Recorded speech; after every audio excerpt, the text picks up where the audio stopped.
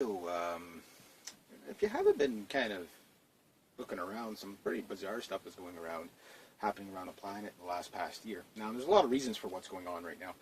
One of the things I wanted to talk about was the riots around the world.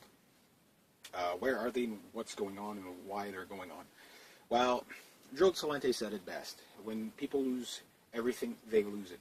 When the money in the stops flowing to the man on the street, the blood starts flowing into the street. Well, this is kind of what's happening.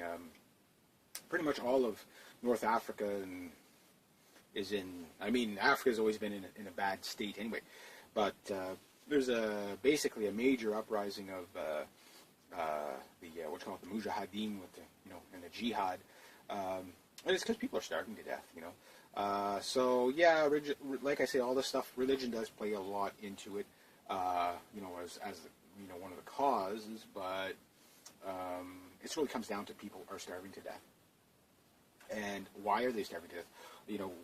Why are there's more, as of yesterday, as of this week, Ireland, Bahrain, Syria, obviously, they're in a civil war, depression. They're in the worst case. They're in the WROL without rule of law right now. And it's not a black or white issue anywhere. But it all comes down to one simple thing: food. So why is there such a food shortage? The World International Food Organization, they're part of the UN, I guess. Basically, these are the people that drop food off to third world nations.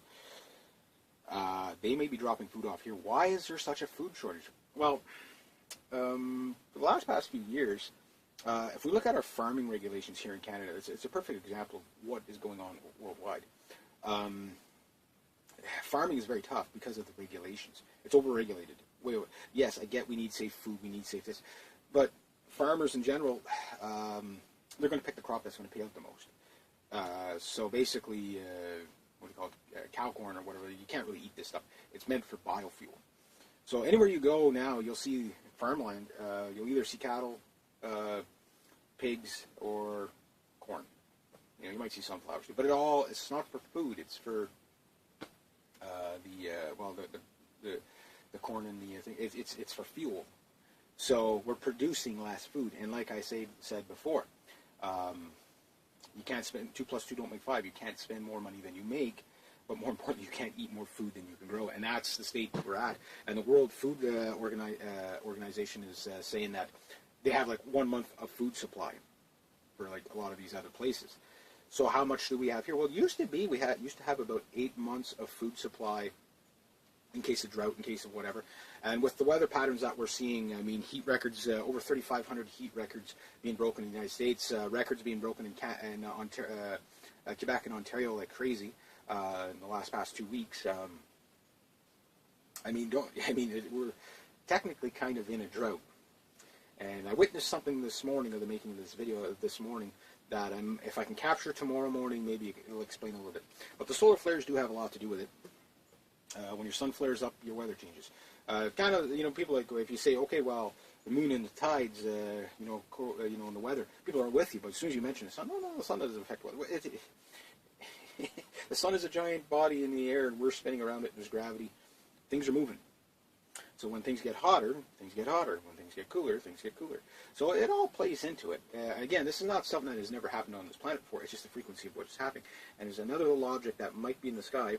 It's a little bit of a hearsay, and I don't want to let the cat out of the bag yet. I'm going to see if I can capture it tomorrow, and that might play in also with the sun activity.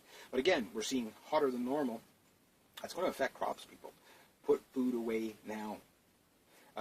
Nobody ever thinks droughts and famines can ever hit North America. In fact, we'd be the people that would be the worst off because we're so convinced that nothing like that could ever happen. But hey, again, China the other day, floods, millions homeless and thousands dead, whatever. Floods all over the place. In the past week, as of the making of this video. This stuff happens all the time, but it's the frequency. Again, the frequency, 2012 frequency.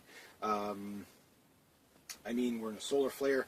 We have economic collapse. We got hyperinflation. We got, all the bad stuff, pretty much of the Bible going on. We got civil wars everywhere. We're looming on World War III.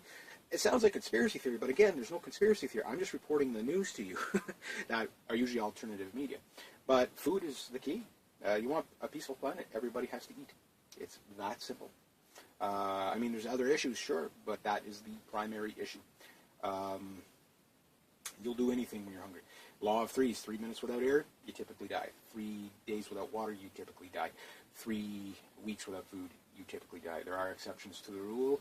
It depends on your health and stuff, but in general, that's the way it goes. So if you're in a prolonged state of starvation, you might just kind of lash out in mass. And again, these riots you're seeing, they'll play it as a religious thing, or this party versus that party. Yeah, that plays into it, but make no mistakes. The bottom line, it's about food. So the World Food Riots, people, they're here.